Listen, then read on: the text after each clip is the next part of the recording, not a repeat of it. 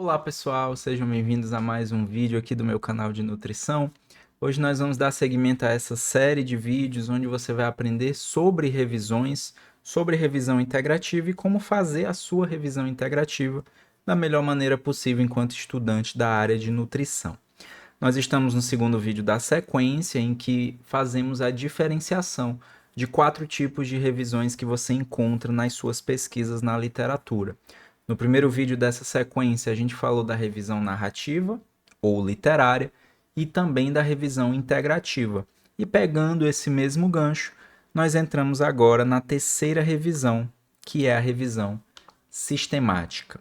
Essa revisão, ela tem uma característica muito parecida com a integrativa, que é a questão de você mapear a sua metodologia. Só que ela tem uma abordagem científica mais rigorosa. Você vai revisar e sintetizar evidências sobre um tópico específico, de preferência trazendo uma pergunta de partida, e você vai aplicar uma metodologia detalhada. É imprescindível que outras pessoas consigam replicar essa metodologia. E ela vai ser muito rigorosa, o que vai fazer uma distinção para outros tipos de revisão, como as literárias ou até mesmo as integrativas. No exemplo, se você pegar uma revisão sistemática sobre determinado tema com a pergunta X, pode ser que você precise procurar artigos observacionais, mas você só pode pegar os observacionais. Nesse mesmo estudo, não é recomendado que você misture com os experimentais. Ou você pode fazer o contrário. A tua pergunta pode exigir estudos experimentais e aí você vai pegar apenas estudos experimentais. Os estudos que você encontrar durante a busca vão ser avaliados de forma crítica para qualidade, validade e relevância. A síntese de resultados vai ser realizada de forma estrutural, podendo incluir ainda uma meta-análise para quantificar os resultados combinados de múltiplos estudos. A gente vai entender isso quando passar para a próxima revisão. Por enquanto, uma sistemática ela não precisa ter uma meta-análise para ser uma boa revisão. Para ser uma revisão excelente, ela precisaria. Então, é um critério você fazer ou não uma meta-análise dentro da sistemática.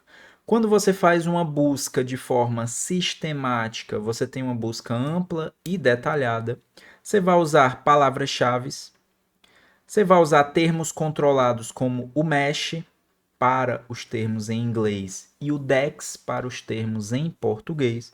E você vai explorar várias fontes de informação, como revistas acadêmicas, conferências, dissertações, registros de ensaio clínico e outras publicações relevantes.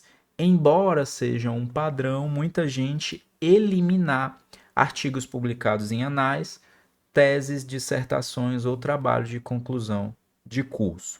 Mas essa busca abrangente se torna crucial para você reduzir o viés e garantir que todos os estudos relevantes serão considerados, desde que eles estejam dentro do teu critério de inclusão.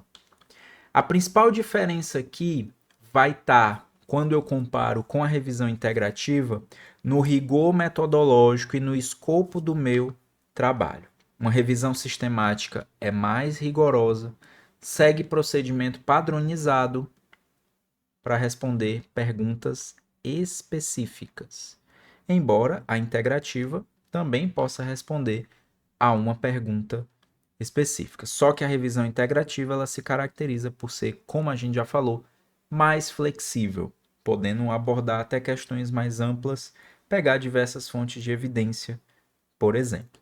A escolha entre você fazer uma revisão sistemática ou integrativa vai depender ali do objetivo da revisão. Geralmente o trabalho de conclusão de curso ele fica na integrativa, tá? Depende também do tipo de questão de pesquisa e do nível de rigor necessário para análise. Nem toda temática vai ser esmiuçada o suficiente pela revisão integrativa, tá? E precisaria fazer uma sistemática. E uma coisa que caracteriza muito uma revisão sistemática é, por exemplo, você fazer uma leitura com outro autor. de forma separada e depois os dois integrarem para decidir quais artigos irão ficar. Havendo uma falta dessa integração de concordância, um terceiro autor pode ser necessário, o que às vezes é inviável quando você está trabalhando, por exemplo, ali um trabalho de conclusão de curso. Outro fator interessante é que algumas revisões sistemáticas, como as revisões da Cochrane, oferecem um tópico que eles chamam em inglês assim, ó, bias, ou viés. Eles vão fazer uma avaliação de cada estudo que entrou na revisão para saber o viés metodológico daquele estudo. E eles vão dizer se os estudos têm um bom resultado ou um resultado ruim nessa ferramenta de viés.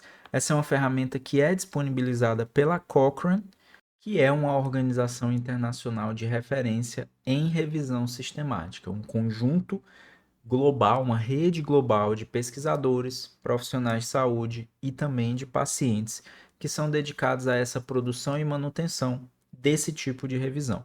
Então ela tem a ferramenta que avalia o viés e muitos autores acabam utilizando essa ferramenta.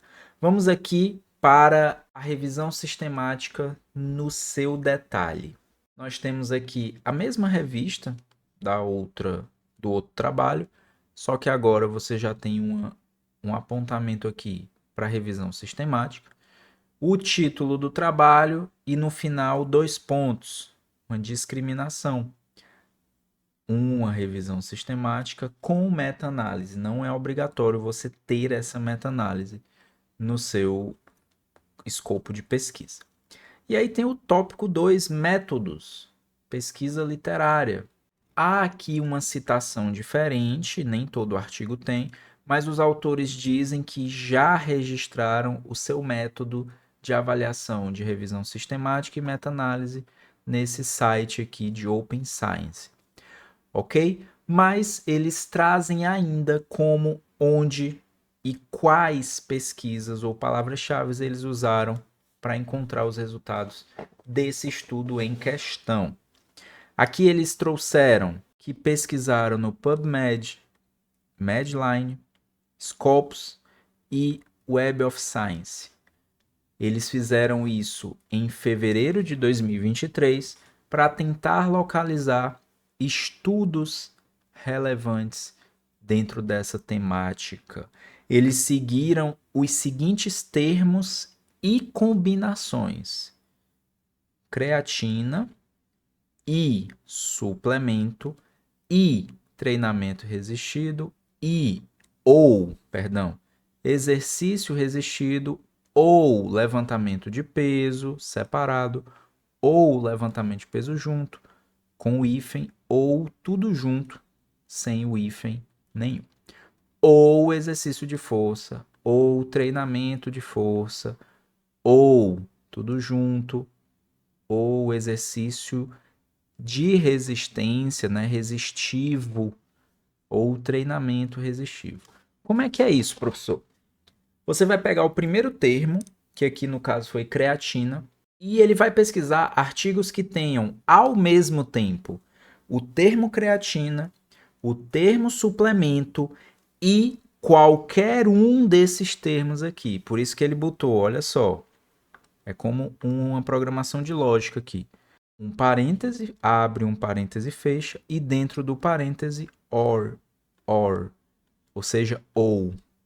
Então vai ter que ter creatina, suplemento e qualquer um desses aqui. E uma segunda sequência de cruzamentos com ou. Hipertrofia muscular, massa muscular, tamanho muscular, área seccional, volume muscular.